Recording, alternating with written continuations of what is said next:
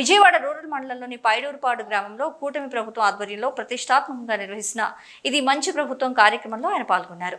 ఇంటింటికి వెళ్లిన ఎమ్మెల్యే కృష్ణప్రసాద్ 100 రోజుల్లో జరిగిన సంక్షేమం అభివృద్ధి కార్యక్రమాల నివేదికను ప్రజలకు అందించారు.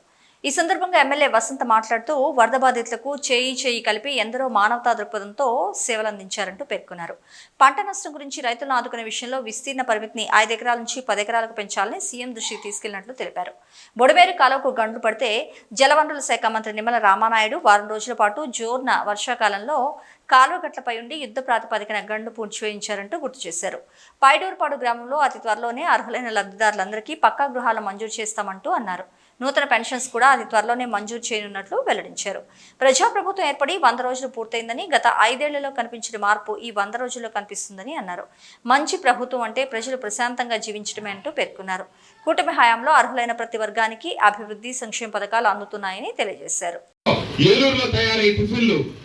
తెనాల్లో నుంచి పాల ప్యాకెట్లు, బెంగళూరు నుంచి మంచినీళ్లు, ఇంకొక చోట నుంచి బిస్కెట్లు, ఇంకొక చోట నుంచి ఇంకొకటి, ప్రతి పూట ఒకటి పొద్దున వస్తే ఒకటి, మధ్యాహ్నం వస్తే ఒకటి, సాయంత్రం వస్తే వాటన్నిటి మళ్ళీ నియోజకవర్గం నుంచి నా పిలుపు మేరకు 150 ట్రాక్టర్ల నాయకులు నాకు అప్పచెప్తే 100 ట్రాక్టర్ల విజయవాడ ఊరికి అప్పచెప్పాం. 30 ట్రాక్టర్లు ఒక వైఎస్ఆర్ కాలనీకి పెట్టి వైఎస్ఆర్ కాలనీకి రోజులో 3 సార్లు తిప్పేవాళ్ళం. అనగానే 50 గ్రామాల నుంచి 50 ట్యాంకర్లు నాకు పంపించారు. 25 ట్యాంకర్లు పెట్టి వైఎస్ఆర్ కాలనీకి నీళ్లు వెళ్తే ఇంకొక 25 ట్యాంకర్లు విజయవాడ ఊరికి పెట్టి ఈ రకంగా చెయ్యి కలిపి ప్రజల జీవనాన్ని అతి త్వరగా సాధారణ స్థితికి తీసుకురాగలిగామంటే ప్రతి ఒక్కళ్ళు అందరూ మానవతా దృక్పథంతో స్పందించి చెయ్యి కలిపి ప్రభుత్వాధికారులు, ప్రజాప్రతినిధులు, అలాగే పత్రికా సోదరులు అందరూ కలిపి ఈ విపత్తు నుంచి బయటపడ్డామని చెప్పి తెలియజేస్తూ, ఇది మంచి ప్రభుత్వం కాబట్టి, ఇది ప్రజా ప్రభుత్వం కాబట్టి 20 రోజుల పాటు అతలాకుతలమైతే సాధారణ పరిస్థితులు తీసుకొచ్చాం.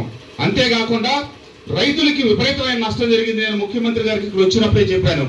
5 ఎకరాల పరిమితి అనేది ఇప్పుడు కాదండి, అనాదిగా మొట్టమొదటి నుంచి కూడా కేంద్ర రాష్ట్ర ప్రభుత్వాలు పంట నష్టపరిహారం 5 ఎకరాలు అనేది జాతీయ స్థాయిలో విధానం. అది సరే, దాన్ని సడలించి కనీసం 10 ఎకరాల కనుక సాయం చేయమని చెప్పి ముఖ్యమంత్రి గారిని అడిగాను. అడిగితే వారు పరిశీలిద్దామని చెప్పి చెప్పడం జరిగింది. మీరు అడిగిన విషయాన్ని నేను గతంలోనే మొన్నే బొడమేరు పరిశీలనకు వచ్చినప్పుడు నేను ముఖ్యమంత్రి గారి దృష్టిలో పెట్టడం జరిగింది. అట్లాగే ఒక మంత్రి గారు బొడమేరు గండిపడితే వారం రోజుల పాటు కాలువ కట్ట మీద కూర్చొని రామానాయుడు గారు ఆ గండి పూడ్చి నీరు తగ్గేదాని కోసం వారం రోజులు ఆయన కాలువ కట్ట మీద భోజనం, కాలువ కట్ట మీద నిద్ర, కాలువ కట్ట మీద స్నానం ఆ రకంగా పనిచేశారు. అంతేకాకుండా తమ్ముడు మురళి చెప్తా ఉన్నాడు, మన గ్రామంలో సొంత స్థలాలు కలిగి పక్కా గృహాలు నిర్మించుకోవాల్సిన వాళ్ళు ఉన్నారు, వాళ్ళు అడుగుతా ఉన్నారని. ఒక్క మాసం సమయం ఉండమ్మా, ఈ గ్రామంలో ఎంతమంది ఇళ్లు కట్టుకోవడానికి సిద్ధంగా ఉంటే అంతమందికి శాంక్షన్ చేస్తామని చెప్పి ఈ సందర్భంగా తెలియజేస్తా ఉన్నాను. అట్లాగే పెన్షన్లు కొంతమంది అర్హత రాలేదని చెప్పారు. ఆ పెన్షన్లు ఉన్న వాళ్ళకి ఎవరికైతే అర్హత రాలేదో కొత్త ప్రభుత్వం ఏర్పడిన తర్వాత కొత్త పెన్షన్లు రాయటం రాష్ట్ర వ్యాప్తంగా ఇంకా ప్రారంభం కాలేదు. ఈ వరదలు వచ్చి గొడవల్లో ఉండి ప్రభుత్వ దృష్టి అంతా ఈ సహాయ కార్యక్రమాలు నిమగ్నం అయి ఉండటం వల్ల మళ్ళీ కొత్త పెన్షన్ల కార్యక్రమం మొదలు కాలేదు. వచ్చే ఒక 4 రోజుల లోపల ఆ కార్యక్రమం కూడా మొదలవుతుంది. అర్హత ఉండి కనుక ఎవరికైనా రాకపోతే ప్రతి ఒక్కరికి పెన్షన్ కూడా మళ్ళీ రాపిస్తాం. అట్లాగే మొన్నటి వరదల్లో మన నియోజకవర్గంలో రకరకాల వరదలో కొట్టుకుపోయి పాపం దగ్గర 10 మంది కుటుంబ సభ్యులు చనిపోయారు. వాళ్ళకి చంద్రబాబు నాయుడు గారి ప్రభుత్వ పనితీరుకి నిదర్శనం ఏంటంటే, మీ ఊరికి కూడా ఇంకా వరద కొనసాగుతుండగానే నేను వచ్చి ఈ ఊర్లో కూడా ఒక సోదరుడు చనిపోతే దురదృష్టవశాత్తు ఆ కుటుంబానికి ప్రభుత్వం నుంచి 5 లక్షల సాయం నేనే వచ్చి చెక్ అందజేసేట జరిగింది. ఈ రకంగా నియోజకవర్గంలో ఎక్కడైతే దురదృష్టవశాత్తు చనిపోయారో వాళ్ళందరికీ నేనే వాళ్ళ ఇళ్ళకెళ్ళి 5 లక్షల రూపాయలు చెక్కు ఆదుకోవడానికి ఆ కుటుంబానికి అండగా ఉంటామని చెప్పి చెప్పడం జరిగింది. అంతేకాకుండా ప్రభుత్వ విధుల్లో భాగంగా ఒక లైన్ మ్యాన్ ఇబ్రహీంపట్నంలో పనిచేస్తా చూస్తుండగానే అందరూ చూస్తుండగా పాపం వరద కొట్టుకుపోయి చనిపోయి 2 రోజుల తర్వాత బాడీ దొరికింది. వెంటనే నేను వెళ్ళి ఆ బాడీని చూసి ఆ ఫోటోలు తీసి లోకేష్ బాబు గారికి వాట్సాప్ లో మెసేజ్ పెట్టారు. బాబు ఇట్లా విధి నిర్వహణలో ఉన్నారండి, ఆయన చనిపోయారు, మనం సాయం అందిస్తే ప్రభుత్వ వర్గాలకి ఈ దేశంలో ఆంధ్రప్రదేశ్ మొదటి 3 స్థానాలకు ఎగబాగితే 5 సంవత్సరాల కాలంలో ఆంధ్రప్రదేశ్ చివరి 3 స్థానాలకు వచ్చింది. 30 రాష్ట్రాల్లో చివరి 3 స్థానాలకి దిగజారిపోయిన పరిస్థితి ఏంటంటే ఈ రాష్ట్రంలో పెట్టుబడులు పెట్టడానికి కానీ ఈ రాష్ట్రంలో పరిశ్రమలు స్థాపించడానికి కానీ ఒక్కరు కూడా ముందుకు రాకుండా పారిపోయిన పరిస్థితి. అంతేకాకుండా ఆయన ఎంతసేపటికి దీని దేశంలో పడి ఈ రోజు ఉదయమే రైతాంగానికి ఉపయోగమైన లిఫ్ట్ ఇరిగేషన్ స్కీములు ఉన్నాయి. ఈ రాష్ట్రంలో వందలాది స్కీములు, మన నియోజకవర్గంలో కూడా 50-60 స్కీములు ఉన్నాయి. వాటన్నిటికీ గ్రీజ్ లో మెయింటెనెన్స్ లేదా అక్కడ పనిచేసే వాళ్ళకి జీతాలు ఇవన్నీ ఇవ్వాలి. ఆ అధికారులు రిపోర్ట్లే పిలిస్తే మళ్ళీ వచ్చారు. గొల్లపూడి లిఫ్ట్ ఇరిగేషన్ వరదకు మునిగిపోయింది.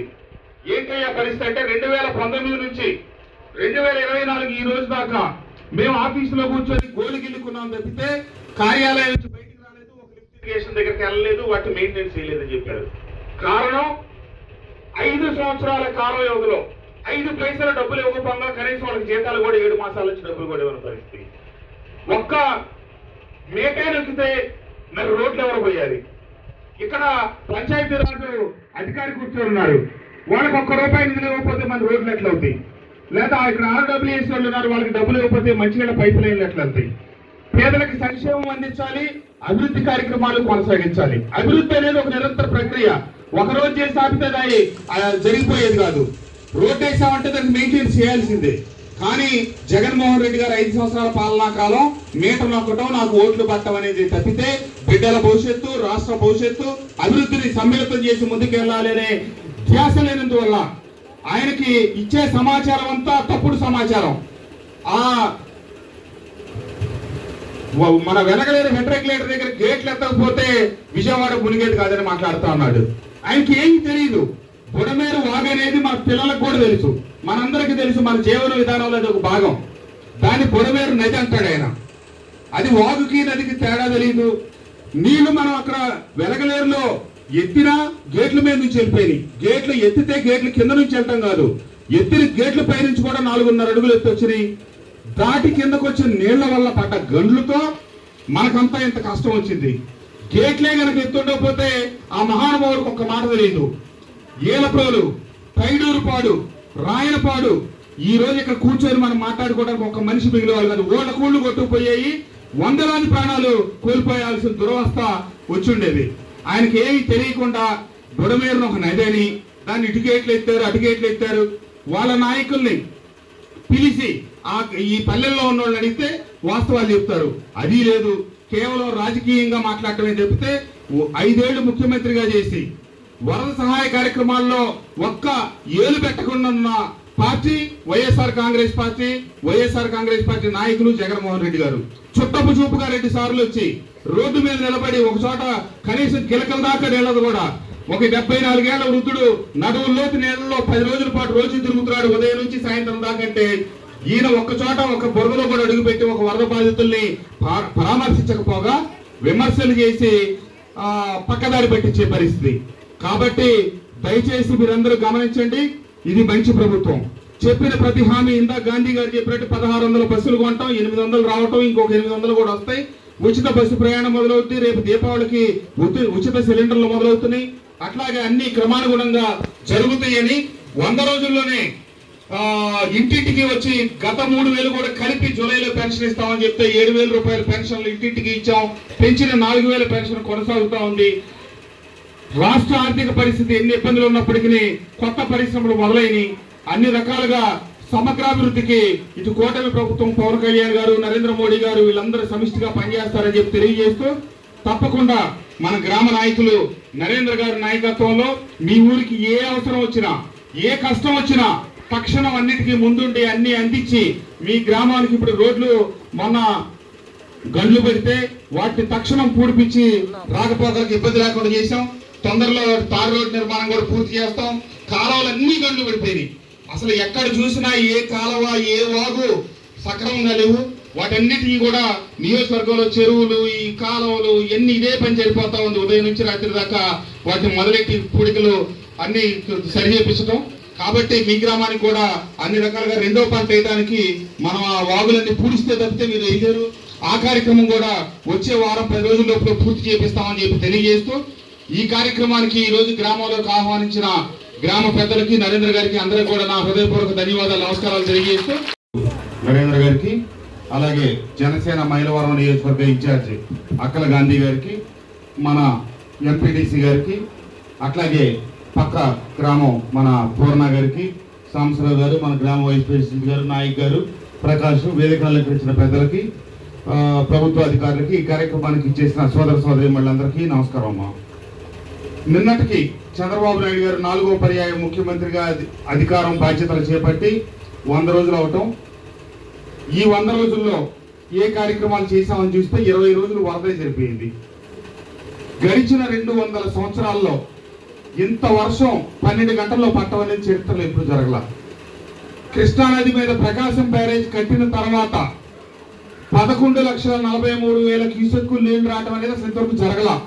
మొట్టమొదటిసారి 11,43,000 క్యూసెక్కులు నీరు వచ్చి ఇబ్రహీంపట్నం మండలం అంతా అతలాకుతలం అయ్యి నేషనల్ హైవేకి వచ్చి నేషనల్ హైవే మీద నుంచి కూడా దాటి గ్రామాలకు నీళ్లు వచ్చినాయి.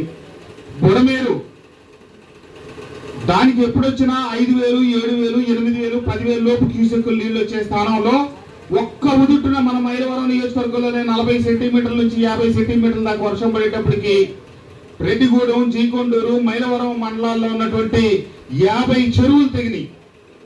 ఈ వర్షం తెగిన చెరువులు అన్ని ఒక్క ఉదుటు వచ్చి బుడమేరులో పడిగేటప్పటికి 7,000, 5,000, 8,000 క్యూసెక్కులు వచ్చే బుడమేరు ఎకాఎకున 3 గంటల నుంచి 4 గంటల వ్యవధిలో 40,000 క్యూసెక్కులు నీళ్లు వచ్చినాయి.